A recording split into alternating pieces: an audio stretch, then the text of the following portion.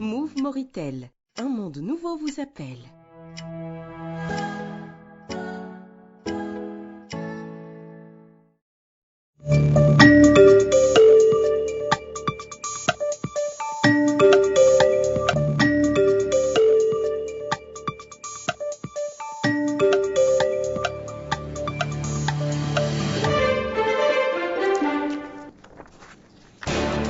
Le président de la République procède à l'inauguration du nouveau complexe universitaire et de 100 établissements scolaires achevés au cours de l'année 2023.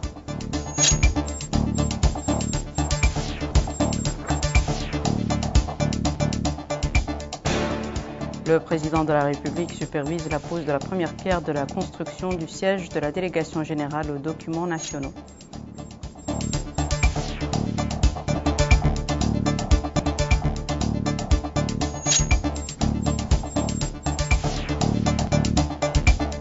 Le Conseil des ministres approuve le projet de loi portant statut du journaliste professionnel et celui des professionnels de l'art dans notre pays.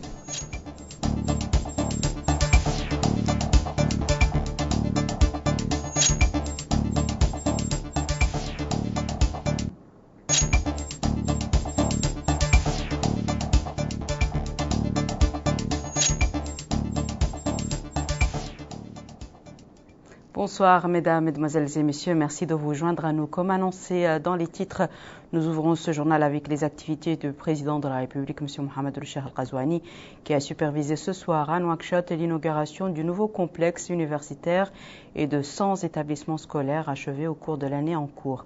Le président de la République a également supervisé ce soir à Nouakchott la pose de la première pierre de la construction du siège de la délégation générale aux documents nationaux, des activités présidentielles sur lesquelles revient Bokar Bailaba en détail. C'est un complexe universitaire flambant neuf qui a été inauguré dans la Mouqata de Tevrak Zeyna par le président de la République, M. Mohamed El Cheikh Al Ghazouani. Un complexe qui pourra accueillir 11 000 étudiants, ce qui porte la capacité d'accueil de l'université de Nouakchott de 14 000 étudiants à 25 000 étudiants. Le nouveau complexe dispose de 4 facultés, 4 amphithéâtres, 80 bureaux et 80 salles de classe pour la faculté des sciences juridiques et économiques. 38 laboratoires, 10 amphithéâtres et 80 salles de classe pour la faculté des sciences et techniques. 11 laboratoires de langue, 73 bureaux et 35 salles de classe pour la faculté des lettres et des sciences humaines. 2 amphithéâtres, 3 bureaux et 14 salles de classe dédiées à la faculté de médecine, de pharmacie et d'odontologie. Le coût total de ce complexe universitaire qui s'étend sur une superficie de plus de 35 000 m² est de 9 milliards de guillas. Brahim Lusraer est le directeur des bâtiments et équipements publics au ministère de l'Habitat, de l'Urbanisme et de l'Aménagement du Territoire, explique que les 4 facultés sont dotées de toutes les installations à la hauteur des attentes du monde universitaire en termes d'enseignement et de recherche. Il a rappelé que le département a œuvré pour que ce complexe universitaire soit conforme aux exigences architecturales et techniques. La mise en œuvre de ce nouveau complexe universitaire a été saluée à sa juste valeur, d'autant plus qu'il dispose d'importantes facultés. En somme, le nouveau complexe universitaire de Nouakchott est actuellement le plus grand du genre dans le secteur de l'enseignement supérieur et les travaux de construction ont été achevés à la fin des délais contractuels convenus. Le président de la République, M. Mohamed El Cheikh Al Ghazouani, a également inauguré 100 établissements scolaires achevés au cours de cette année. Le président de la République a été édifié sur les caractéristiques de ces établissements qui contribueront au renforcement des infrastructures de l'école républicaine. Les 100 infrastructures inaugurées sont réparties entre 73 écoles primaires, 24 collèges et 3 lycées. Le président de la République a également procédé à la pose de la première pierre du siège de la délégation générale des documents nationaux. Sur place, il a reçu des explications techniques sur les caractéristiques générales de cette structure publique. Le bâtiment est composé de 36 bureaux administratifs, 2 salles de conférence, 2 salles d'archives, d'une salle de réunion et d'autres installations. Les travaux devraient être achevés d'ici 15 mois. Le ministre de l'Habitat, de l'Urbanisme et de l'Aménagement du Territoire, M. Sid Ahmed Oula Mohamed, a expliqué dans une allocution prononcée à cette occasion que le suivi attentif, l'attention particulière et l'accompagnement de son Excellence le Président de la République ont été décisifs pour la poursuite des travaux et l'achèvement des plus grands projets dans les secteurs de l'habitat, de l'urbanisme et de l'aménagement du territoire au cours des dernières années. Il a ajouté que ce complexe universitaire permettra de porter la capacité d'accueil de l'université de Nouakchott de 14 000 à 25 000 places avant de passer en revue les composantes de ce complexe et ses domaines de spécialisation. Pour sa part, Mme Fatimatoum Abdelmalek, présidente de la région de Nouakchott, a expliqué que l'achèvement de ces bâtiments et équipements publics contribuera à combler le vide dans le domaine des infrastructures éducatives, à renforcer les bases de l'école républicaine et rétablir la confiance dans l'enseignement public. Elle a indiqué que la région de Nouakchott a alloué une composante du plan global de développement de la capitale pour soutenir les établissements d'enseignement et stimuler l'action pédagogique afin d'atteindre les objectifs fixés.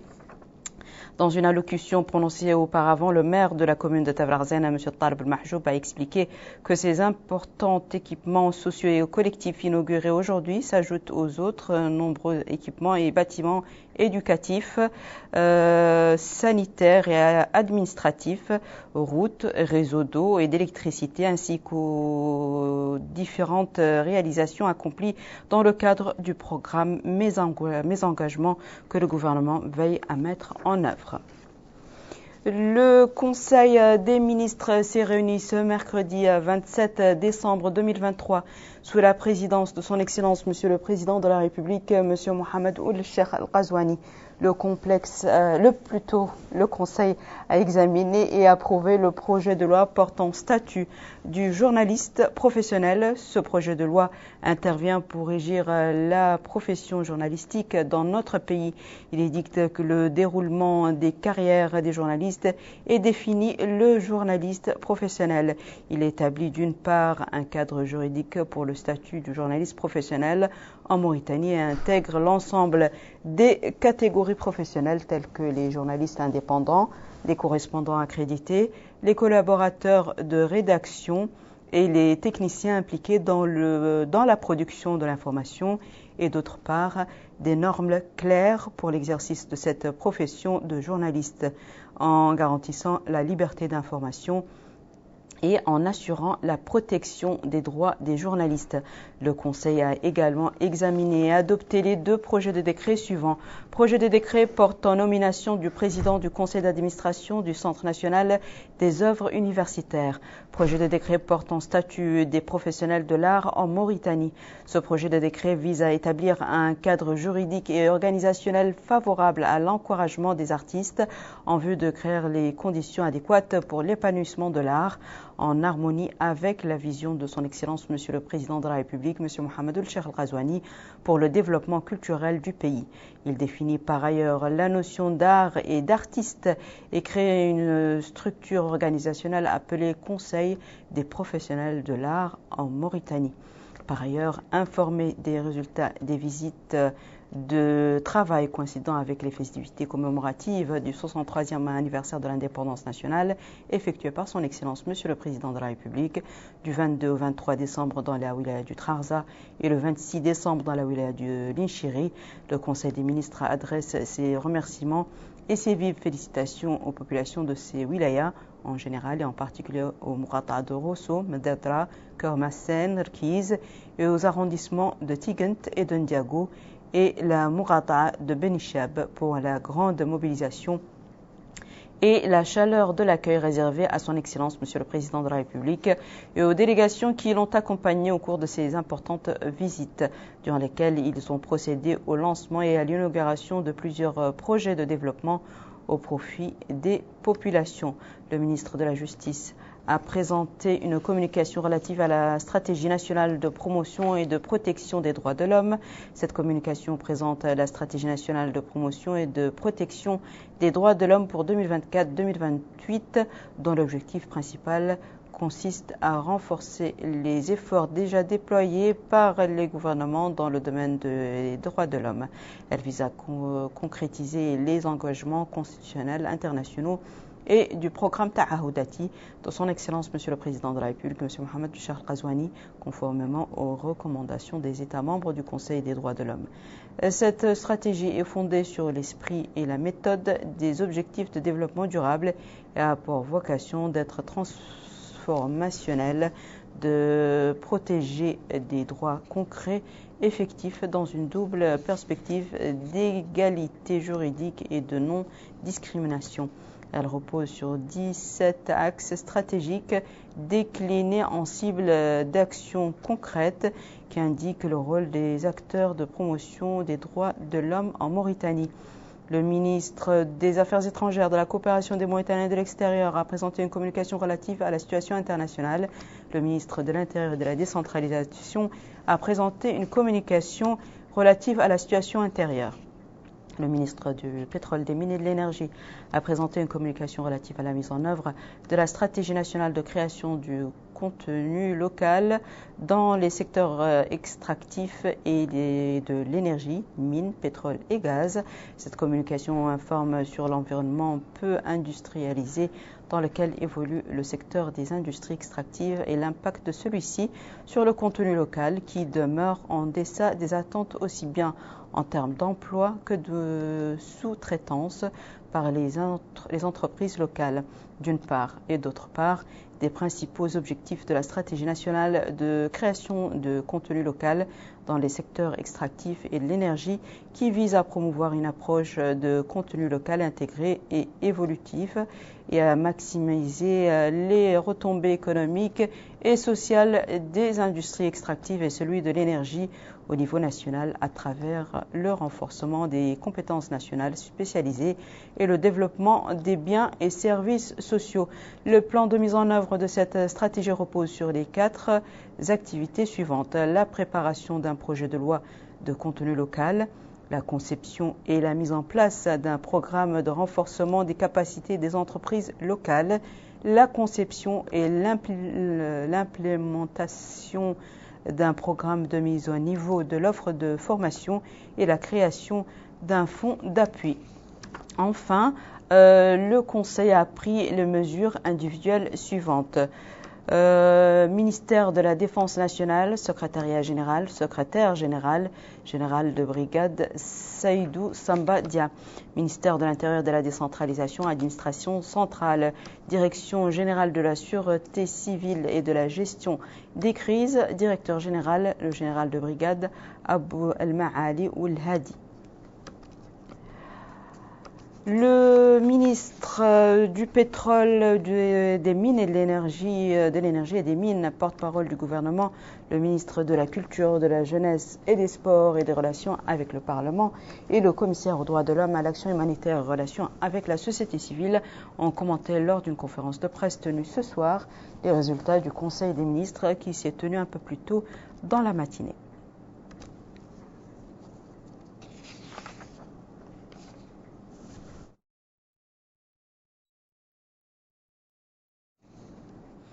La wilaya du Gorgol s'apprête à recevoir demain le président de la République, M. Mohamed Cheikh Al-Ghazouani, dans le cadre d'une visite de travail dans cette wilaya. Lors de son séjour au Gorgol, le président de la République supervisera l'inauguration et le lancement de nombreux projets dans les domaines de l'énergie, des routes et des communications. C'est un compte-rendu de Bouakar Baylapa. Kaïdi s'apprête à accueillir le président de la République, M. Mohamed Cheikh Al-Ghazouani. La ville est en effervescence. Les portraits géants du président de la République et des banderoles louant les réalisations effectuées au Gorgol sont très visibles sur les grandes artères de la ville. Les tentes ne sont pas en reste. Érigées par-ci et par-là, elles accueilleront des milliers de personnes venues de toute la wilaya du Gorgol pour un accueil chaleureux et populaire au président de la République. Venus de plusieurs localités du Gorgol, ils sont nombreux à saluer cette visite présidentielle qui permettra d'impulser un nouveau cadre de vie. Ils ont cité les réalisations menées sur la base du programme Ta'ahoudati ou les actions engagées par Ta'azour au profit des couches vulnérables. Ils ont aussi rappelé la visite effectuée par le président de la République lors des grandes inondations qui ont frappé la ville de Kaïdi, et tout cela traduit l'attention qu'accorde le président de la République à la wilaya du Gorgol. La wilaya du Gorgol se caractérise par ses atouts favorables à son développement. Ces dernières années, les autorités publiques y ont créé un climat propice pour son essor. Mohamed Khattat revient sur les réalisations de ces années et leur impact sur le niveau de vie des populations. Depuis sa prise de fonction, le président de la République, M. Mohamed Cheikh Al-Ghazouani, a accordé une attention particulière à la wilaya du Gorgol, longtemps oubliée ou souvent en déphasage avec les dynamiques de développement. Lors de sa visite à Kayedi en 2020, il a lancé plusieurs projets structurants en donnant des instructions fermes de redynamisation de tous les projets d'envergure pour le Gorgol dans le but d'un développement harmonieux, surtout en zone rurale, au profit exclusif des populations. Ainsi, le président de la République, M. Mohamed Cheikh Al-Ghazouani, a depuis Kayedi posé la première pierre pour la construction de 932 unités de logement dans 10 wilayas du pays, dont 276 pour la seule ville de Kayedi, pour un coût financier de 16 milliards d'ouguiyas. Sera réceptionné en mars 2024. Une décision d'un développement global intégré prise par le président de la République, M. Mohamed Cheikh Al-Ghazouani, qui a été loué par les populations du Gorgol, car il s'agit d'une volonté politique de mobiliser les populations du Gorgol pour l'avancement des projets de développement agricole et pour accélérer son programme prioritaire dans cette région agro-pastorale qui va bénéficier des investissements du privé mauritanien pour la mécanisation de l'agriculture pluviale et le développement de la culture maraîchère, l'objectif étant l'autosuffisance alimentaire d'ici la fin du quinquennat. Cela d'autant plus que la wilaya du Gorgol a bénéficié de la seconde phase du projet Aftot Chergui qui va alimenter des dizaines de localités, notamment Dumbout, Luxaïb et Mongod, en plus d'une centrale électrique haute tension. Au niveau des infrastructures de base, la wilaya s'est dotée de nombreux établissements d'enseignement atteignant la lointaine localité de Souve. Dans le domaine de la santé, la ville de Kayedi abrite un centre hospitalier régional doté de l'équipement nécessaire pour les examens médicaux, en plus de la radiothérapie et de l'hémodialyse rénale. Au plan social, plus de 20 000 ménages de la wilaya du Gorgol ont bénéficié d'assurance maladie et de cash transfert via Azour, en plus de la construction de 276 logements sociaux à Kayedi, ainsi que le financement de nombreuses coopératives féminines. Au volet de la promotion féminine, justement, et de la jeunesse, des programmes d'autonomisation des femmes ont été exécutés, surtout qu'elles sont très actives dans le domaine commercial, notamment la couture et la teinture des voiles. La jeunesse n'est pas en reste, bénéficiant de financement de projets à travers le département de l'emploi et de la formation professionnelle.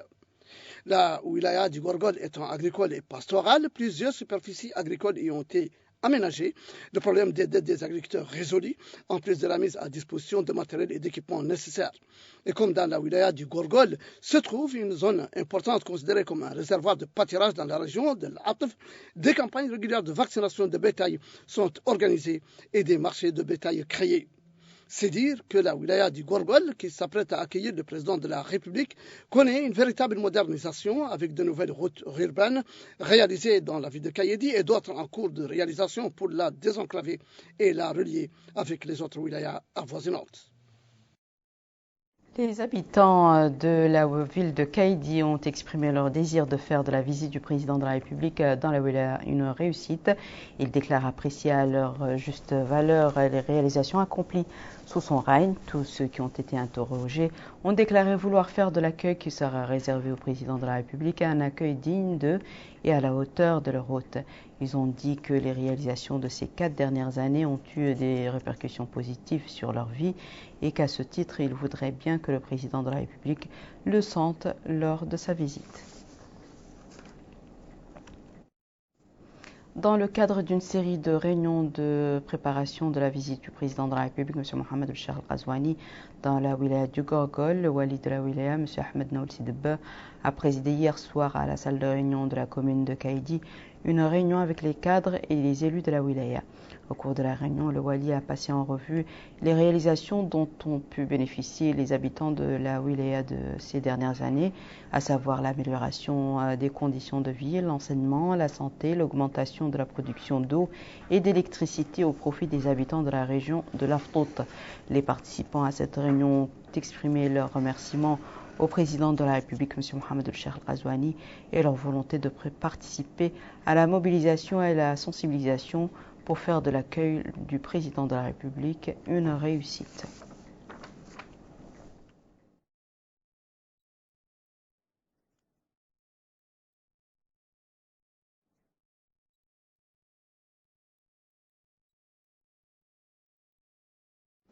Le Premier ministre, M. Mohamed El-Bilal Messoud, a été recensé, lui et les membres de sa famille, hier mardi après-midi dans sa résidence à Tevrakh Zena. M. Mohamed El-Bilal Messoud avait répondu auparavant aux questions de l'équipe chargée d'effectuer les opérations du 5e recensement général des populations et de l'habitat dans la zone où il habite.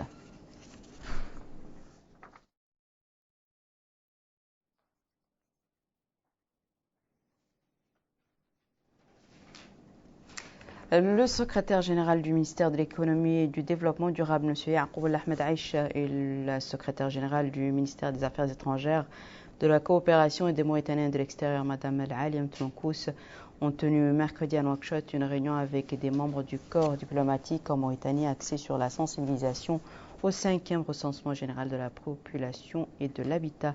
Au cours de la réunion, des sketchs portant sur l'importance du recensement et son déroulement ont été présentés aux diplomates. Intervenant au cours de la réunion, le directeur général de l'Agence nationale des statistiques et de l'analyse démographique et économique, M. Mohamed El-Mukhtar Ahmed Sidi, a déclaré que cette rencontre vise à demander aux ambassadeurs et aux représentants des organisations internationales en Mauritanie d'inviter les membres des colonies étrangères résidant dans notre pays à se faire recenser.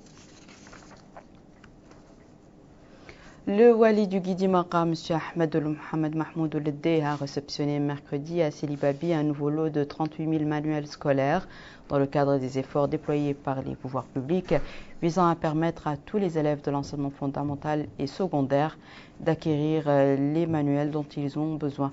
Dans une déclaration en marge de la cérémonie, le wali a indiqué que ces manuels seront disponibles dans 7 points de la wilaya pour faciliter leur acheminement vers toutes les villes et municipalités du Guidi Maqa.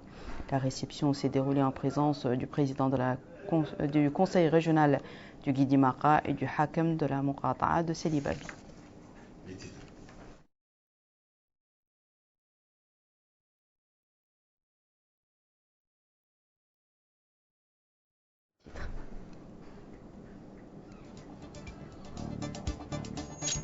Le président de la République procède à l'inauguration du nouveau complexe universitaire et de 100 établissements scolaires achevés au cours de l'année 2023.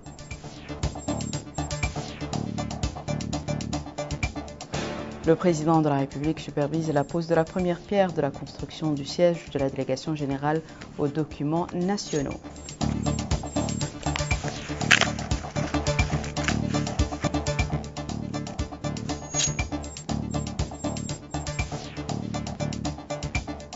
Le Conseil des ministres approuve le projet de loi portant statut du journaliste professionnel et celui des professionnels de l'art dans notre pays.